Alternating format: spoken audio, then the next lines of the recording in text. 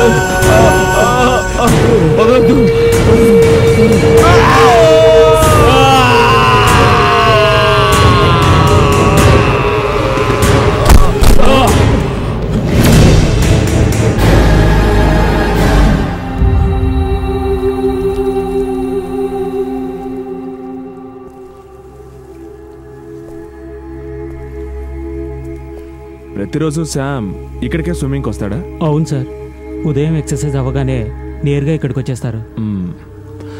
చనిపోయిన ఇంకో వ్యక్తిని నువ్వు ఎప్పుడైనా చూసావా? లేదు సార్. కబీర్ సార్, ఇతని వాంగ్మూలం తీసుకొని పంపించు. Okay sir. రా.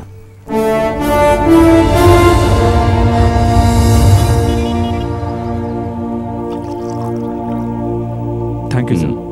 తర్వాత యాజ్ అ ప్రైమరీ అసంప్షన్ నాకేమనిపిస్తోందంటే బాలగంగాధర్ని చంపి తను చనిపోయిన దీక్షకి హోటల్ సిల్క్ క్యాసిల్ 11వ అంతస్తులో ఉన్న శామ్ సుందర్తో సహా పైనుంచి కిందపడి మరణించిన బాలరాజుకి ఏదో దగ్గర సంబంధం ఉండుండాలి సార్.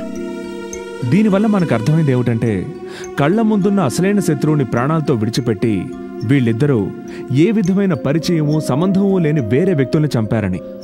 అక్కని హత్య చేసిన మారుటి తండ్రి దీక్ష శత్రువు అయితే కూతురిని డబ్బు కోసం పేరు కోసం తప్పుడు మార్గంలో నడిపించాలని చూసిన తన భార్యే బాలరాజ్ శత్రువు. ఇక ఇది ప్యారల్ మూమెంట్ ఏమో, పాత నక్సలైట్స్ చేసినట్టుగా. హత్య చేయబడ్డ వాళ్ళది, హత్య చేసిన వాళ్ళది మానసిక పరిస్థితి ఎలా ఉండేదన్న విషయం మనకు తెలియదు కదా సార్. ఇది తలనొప్పి అవుతుందా ఏంటి? ఈ బాలరాజు గురించి ఇంకేమైనా డీటెయిల్స్ దొరికాయా? ఆ హోటల్లో పనిచేయడం కాకుండా. దొరికాయి సార్. 2 ఏళ్ల క్రితం వరకు విజయవాడలో టాక్సీ డ్రైవర్గా ఉండేవాడు ఈ బాలరాజ్. అక్కడ దొరికిన వివరాలను బట్టి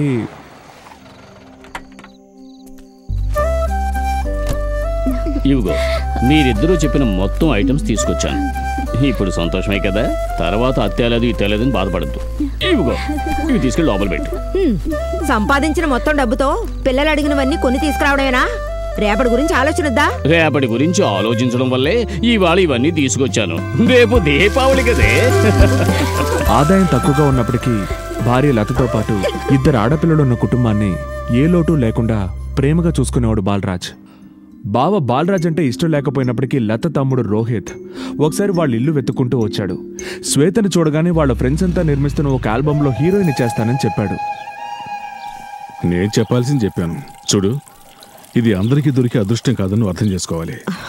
ఒరే తమ్ముడు, నేను చెప్పాను కదా, వీళ్ళ నాన్న ఒప్పుకుంటే నాకెలాంటి అభ్యంతరం లేదు. ఇందులో ఆయనదేముంది, మీ అమ్మ కూతురు ఒప్పుకుంటే చాలు.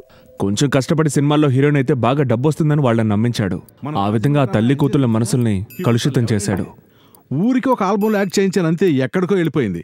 ఇప్పుడు తను తమిళ ఇండస్ట్రీలో పెద్ద స్టారు మెడ్రాస్లో.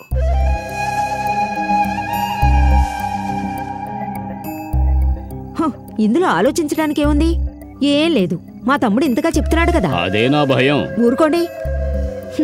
మనకి హాని కలిగించే పని వాడేది చేయడని నా నమ్మకం. సరే, దీనికి నటించడం వచ్చా అని నాకు బాగా కాన్ఫిడెన్స్ ఉంది నాన్న. పోయినసారి మా టీమే కదా కాలేజ్ యూత్ ఫెస్టివల్లో సినిమా డాన్సులో ఫస్ట్ వచ్చింది. ఓహో, అది నాకు గుర్తులేదులే.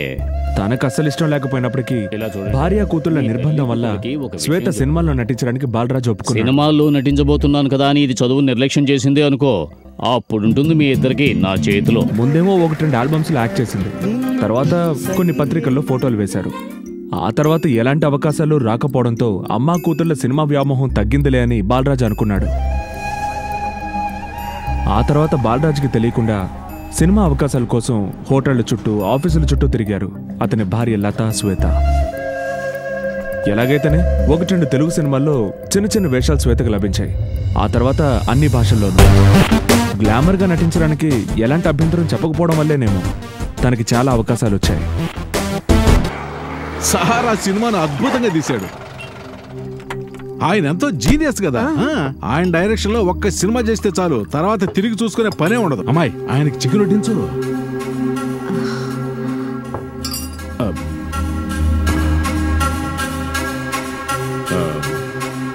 కొంచెం డబ్బు పేరు రావడంతో బాలరాజుని తన మాటని అసలు పట్టించుకోవడం మానేశారు ఆ తల్లి కూతుళ్ళు. ఆయన ముఖం. మా బాబు గురించి పట్టించుకోకండి సార్, నేనున్నాను కదా. అమ్మాయి మేనమావని, అమ్మాయి చూపించే బాధ్యత నాది. సరేనా? ముందు మీరు భోజనం చేయండి.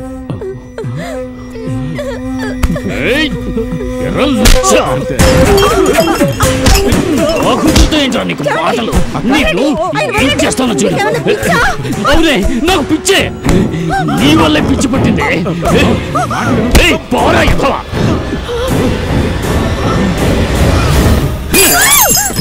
రారా రారా, నా కుటుంబాన్ని ఎవరైనా నాశనం చేయాలని చూసారో చంపేస్తాను.